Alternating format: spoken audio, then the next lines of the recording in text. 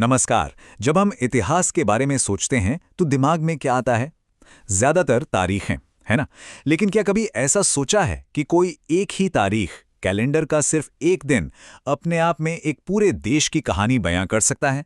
आज हम एक ऐसी ही तारीख के पन्नों को पलटने जा रहे हैं और वो तारीख है 7 फरवरी।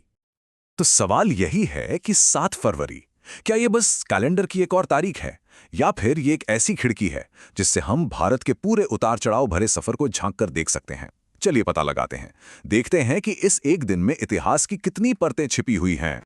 तो हमारा आज का ये सफर 3 हिस्सों में होगा। सबसे पहले हम अतीत की गूंज सुनेंगे, मतलब वो दौर जब आज़ादी का संघर्ष चल रहा था। फिर हम राष्ट्र निर्माण के उन खास पलों को देखेंगे जब भारत अपनी एक नई पहचान बना रहा था। और आखिर में हम आज के भारत की एक झलक देखेंगे और उसकी चुनौतियों को समझने की कोशिश करेंगे। तो चलिए सफर के पहले पड़ाव से शुरू करते हैं, अतीत की गूंज। ये वो समय था जब 7 फरवरी की तारीख संघर्ष, बलिदान और एक राष्ट्र को बनाने की जबरदस्त कोशिशों की गवाह बन रही थी। यहां देखिए, 3 अलग अलग साल, लेकिन कहानी एक ही है, आजादी के लिए चुकाई गई कीमत। 1856 में 7 फरवरी को अवध ने अपनी आजादी खो दी। 1922 में इसी दिन लाला लाजपत राय जैसे बड़े नेता को जेल भेजा गया। और फिर 1942 में महान क्रांतिकारी सचिंद्र नाथ सान्याल ने इसी दिन आखिरी सांस ली। मतलब ये घटनाएं हमें याद दिलाती हैं कि ये संघर्ष कितना लंबा और कुर्बानियों से भरा था। संघर्ष के उस दौर के बाद अब बारी थी कुछ बनाने की, कुछ घड़ने की। आजादी तो मिल गई, पर असली चुनौती तो अब थी, एक बिखरे हुए देश को जोड़कर एक नया आत्मनिर्भर राष्ट्र खड़ा करना। और 7 फरवरी की तारीख इन कोशिशों की भी गवाह बनी। 1935 में विज्ञान के क्षेत्र में एक बड़ी नींव रखी गई। 1972 में विवेकानंद स्मारक के जरिए अपनी सांस्कृतिक जड़ों को मजबूत किया गया।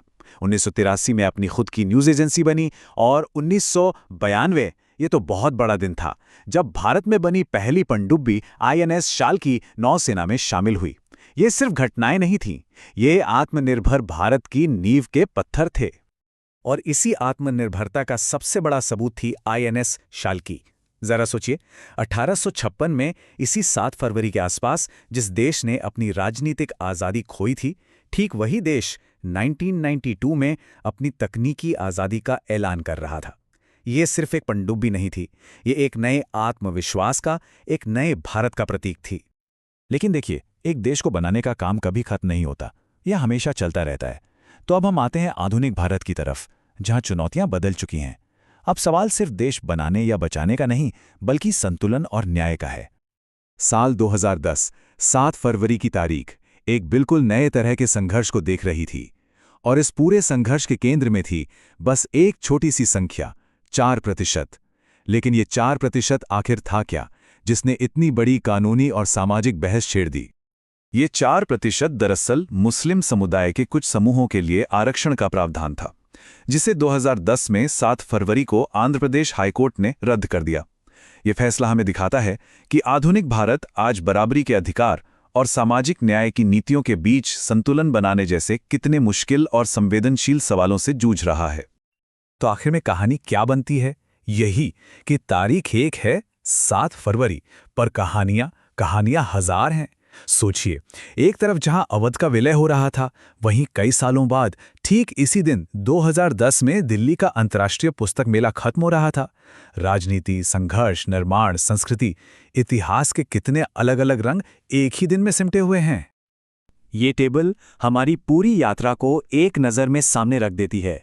देखिए कैसे 1856 में 7 फरवरी का मुद्दा राजनीतिक था और नतीजा था संप्रभुता का खत्म होना। फिर 1992 आते आते मुद्दा सैन्य और तकनीकी बन गया और नतीजा था संप्रभुता का दावा करना। और 2010 में मुद्दा कानूनी है, जो आधुनिक शासन की मुश्किलों को दिखाता है। एक ही तारीख पर राष्ट्र का पूरा सफर साफ दिखाई दे रहा है। तो हम इस सवाल के साथ इस चर्चा को समाप्त करते हैं।